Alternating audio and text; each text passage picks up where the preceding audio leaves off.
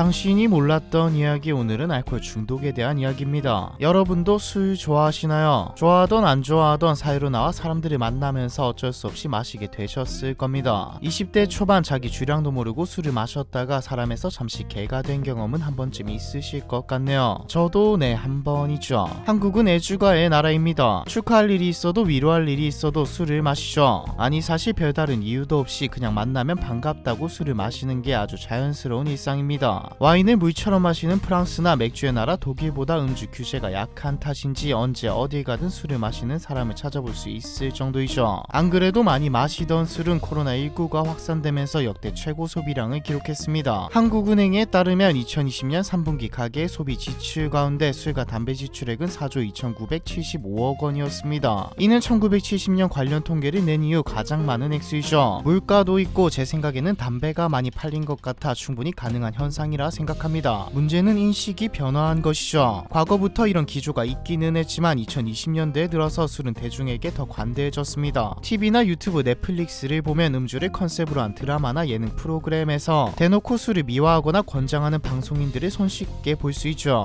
마치 술을 마셔야만 진정한 어른이고 술을 마시지 않는 사람은 재미없고 딱딱한 인생을 즐길 줄 모르는 사람인 것처럼 말이죠. 너무 과장하는 것 같아 보이지만 나이가 어린 청소년들에게는 다르게 다가옵니다. 성인에게 다가오는 미디어는 공감이 주된 포인트이지만 어른들이 공감하는 모습을 보며 청소년들은 어른처럼 되고 싶어 하니까요. 일상에서는 술 없이 어떻게 재밌게 놀 수 있냐, 술 잘 마시는 사람이 일도 잘한다며 술을 권하는 분위기입니다. 진짜 문제는 술에 관대한 사회적 분위기가 알코올 중독 사회를 부추기고 있다는 것이죠. 실제로 보건복지부 자료에 따르면 대한민국 알코올 중독자 수는 2018년 150만 5,390명, 2019년 151만 7,679명, 2020년 152만 6,841명을 기록하며 꾸준히 증가세를 보이고 있습니다. 또한 2020년 기준 알코올 관련 사망률은 인구 10만 명당 10명으로 직전 연도 대비 9.8% 증가했는데 2006년 이래 매년 8.8명에서 9.6명을 유지해오다 2020년에 처음으로 10명대를 돌파했죠. 사실 코로나19 영향으로 음주 빈도 자체는 다소 감소하긴 했습니다. 모일 수가 없으니 못 마신 것이죠. 그러나 이른바 혼자 마시는 술, 혼술과 집에서 마시는 술, 홈술이 증가하면서 음주 문화는 더 안 좋아졌습니다. 다 같이 어울려서 술을 마시는 것보다 집에서 혼자 술을 마시는 경우 고위험 음주, 알코올 중독으로 이어질 가능성이 높거든요. 여기서 고위험 음주란 과음, 만취, 폭음과 같이 건강에 해가 되는 수준의 음주를 뜻하죠. 1회 평균 음주량이 남자는 7잔 이상, 여자는 5잔 이상이면서 주 2회 이상 음주하는 것이 고위험 음주에 해당됩니다. 생각보다 기준이 낮죠. 우리는 서로 주량을 물으며 술을 잘 마시는 것을 자랑스럽게 생각하기까지 하니까요. 그래서 전문가들은 단순히 술을 먹는 양이 아니라 관대한 음주 문화에 대한 교정이 시급하다는 목소리를 내고 있습니다. 한마디로 경각심이 없다는 것이죠. 이런 생각이 드시는 분도 있으실 겁니다. 나도 술을 좋아하고 자주 마시는데 알코올 중독인가, 애주가라고 생각했던 우리 아버지도 알코올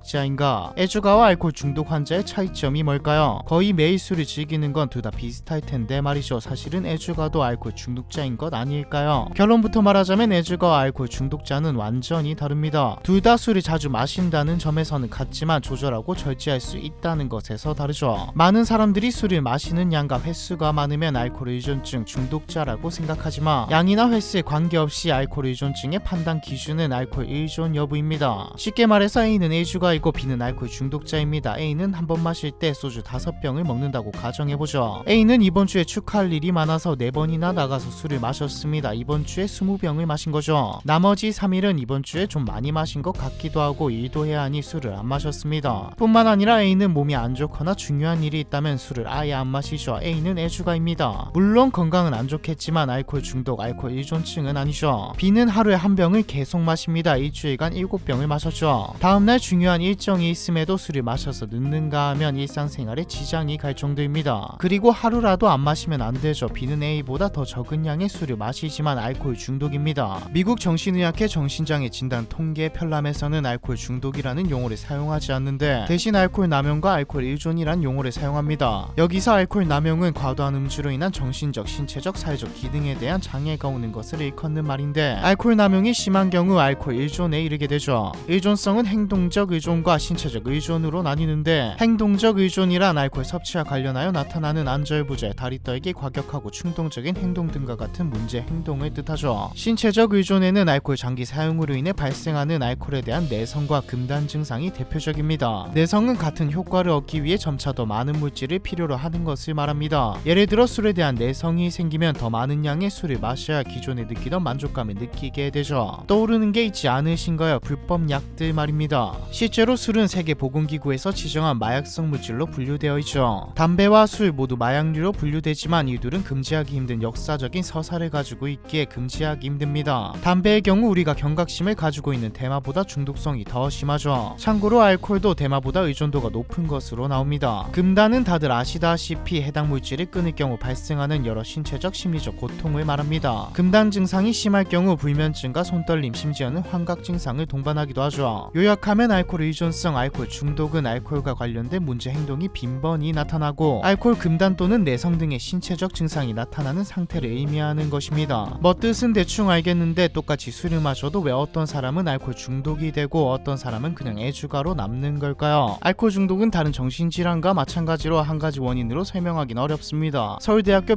병원의학정보에서는 심리사학적, 유전적 그리고 행동적 요소가 복합적으로 작용하여 알코올 중독이 생기게 된다고 밝히고 있죠. 다만 심한 알코올 남용에 가족력이 있는 경우 알코올 중독 위험도가 3-4배 증가한다는 생물학적 이론이 존재합니다. 한마디로 유전도 영향을 끼친다는 말인데 이런 경우 아예 술을 입에 대지 않는 것도 방법이죠. 하지만 분명한 것은 안 좋은 환경에서 특히 스트레스를 받은 후 스트레스를 풀기 위해 잊기 위해 지속적으로 술을 마시다 보면 누구나 알코올에 중독될 수 있다는 것이죠. 자신이 애주가라면 사실상 알코올 중독의 전 혹은 전전 단계 정도입니다. 만약 내가 알코올 중독인가 궁금하시다면 다음에 진단 기준을 충족하는지 자가 진단 해보시기 바랍니다. 첫 번째, 알코올에 내성이 생겼다, 즉 예전보다 더 많이 마셔야 술에 취한다. 두 번째, 손떨림, 불면, 식은땀, 환각 같은 금단 증상이 나타난다. 세 번째, 원하는 양보다 술을 오랜 기간 많이 마신다. 네 번째, 금주하거나 절제하려고 노력하였으나 실패했다. 다섯 번째, 술을 구하거나 술을 마시거나 술에 깨기 위해 많은 시간을 소비한다. 여섯 번째, 사회적, 직업적 혹은 휴식 활동들이 술로 인해 단념되거나 감소한다. 일곱 번째, 음주에 의해 신체적 혹은 심리적 문제가 악화되는 줄 알면서도 음주를 계속한다. 여러분은 지난 12개월 동안 이 중 몇 가지 증상을 경험하셨나요? 만약 3가지 이상이라면 내 알코올 중독이 의심됩니다. 하루빨리 병원에 가보시길 바랍니다. 겉보기에 알코올 중독이 심각해 보이지 않는다 하더라도 아직 의존 단계는 아니고 남용 단계 정도일지라도 평소 술을 자주 즐기는 사람이라면 알코올에 대한 경각심을 가질 필요성이 있죠. 모르는 사람은 거의 없겠지만 알코올 중독은 정신질환과 신체질환을 동반하는 경우가 대다수이거든요. 가장 흔한 게 불면증이죠. 알코올 중독자들은 잠을 자주 설칩니다. 주변에 술을 한잔 하지 않으면 잠을 잘 못 자는 사람이 있나요? 알코올 중독으로 가는 지름길입니다. 잠을 청할 목적으로 술을 지속적으로 마시면 나중에는 술을 마시지 않고서는 잠이 들지 못하는 악순환에 빠지게 되죠. 이게 알코올 의존 증상 중 하나이자 알코올 의존으로 가는 길입니다. 알코올 중독자는 우울증에 걸릴 확률도 높습니다. 알코올 중독자 절반 이상이 치료가 필요한 임상적 우울증을 앓고 있는 것으로 파악되죠. 음주가 순간적인 즐거움을 줄지는 몰라도 반복적인 음주는 알코올이 내 신경 전달 물질인 세로토닌의 분비를 억제해 우울한 감정에 빠지기 쉬운 조건으로 만들죠. 또한 알코올 중독 환자들은 자신의 정서적인 상태를 통제하지 못하고 충동적으로 변하기 때문에 주위 사람들에게 공격적인 행동을 하기도 하며 경우에 따라서는 자신에게도 폭력적으로 변합니다. 일례로 알코올 중독 환자들이 스스로 생을 마감하는 비율은 일반인에 비해 2배 이상 높죠. 알코올 중독의 합병증으로 가장 무서운 병은 바로 알코올성 치매입니다. 2022년 대국민 음주 인식조사 결과 국정감사 자료에 따르면 최근 1년간 음주 경험이 있는 응답자 중 무려 45.4%가 음주 때문에 전날 밤 일이 기억나지 않았던 경험을 경험했다고 합니다. 흔히 필름이 끊겼다고 표현하는 블랙아웃을 경험한 것이죠. 블랙아웃은 알코올성 치매의 초기 증상으로 알려져 있습니다. 과음 자체가 뇌신경세포에 독성 영향을 주게 되는데 독성 영향이 많아지면 신경세포가 손상되어 블랙아웃이 나타나고 장기간 반복되면 알코올성 치매로 이어지게 되죠. 거기다 알코올 중독은 개인 당사자에게만 해를 끼치는 것 같지만 알코올 중독은 개인의 문제만이 아닙니다. 가족 중에 알코올 중독자가 있으신 분들이라면 잘 아실 겁니다. 알코올 중독 환자와 함께 산다는 건 시한폭탄과 함께 사는 것과 비슷하죠. 늘 술에 취한 채 어떤 돌발 행동을 할지 모르니까요. 그런 알코올 중독 환자를 늘 가슴 졸이며 지켜보는 가족들은 정신적인 고통으로 호소하다가 정말로 정신질환을 앓게 되기도 합니다. 가정이 파탄나는 것도 흔한 일이죠. 게다가 한국형사정책연구원이 발표한 자료에 따르면 최근 10년간 신고된 아동학대 가해자의 40%가 범행 당시 음주 상태인 것으로 나타났습니다. 사회적으로도 문제이죠. 사회에 알코올 중독 환자가 늘어나면 사회의 부담이 늘어나게 됩니다. 음주로 인한 사건 사고와 국민들의 건강 악화에 따른 사회적 비용이 증가하니까요. 실제로 국민 국민건강보험공단에 의하면 음주 폐해로 인한 조기 사망과 의료비 지출, 생산성 감소 등 사회 경제적 손실 비용은 연간 9조 4,524억 원에 달하죠. 흡연이 7조 1,258억 원, 비만이 6조 7,695억 원인 것에 비해 매우 높은 편입니다. 뭐 심각한 것도 알겠고 한국의 환자가 점점 늘어나는 것도 알겠는데 치료하면 되는 거 아닌가? 알코올 중독, 알코올 의존증의 가장 큰 문제는 치료가 힘들다는 점이죠. 실제로 제가 학생 때 제 친구 어머니가 알코올 중독자였는데 중학교 때 입원 치료를 받으셔서 괜찮아지셨나 했는데 고등학교 때 다시 술에 손을 대기 시작했더라고요. 재발률도 높고 무엇보다 알코올 중독자들은 치료 자체를 받으러 가기 싫어합니다. 이미 어느 정도 진행이 되었다면 폭력적인 모습을 보이며 거부하고 초기라면 자신은 중독이 아니라며 거부하죠.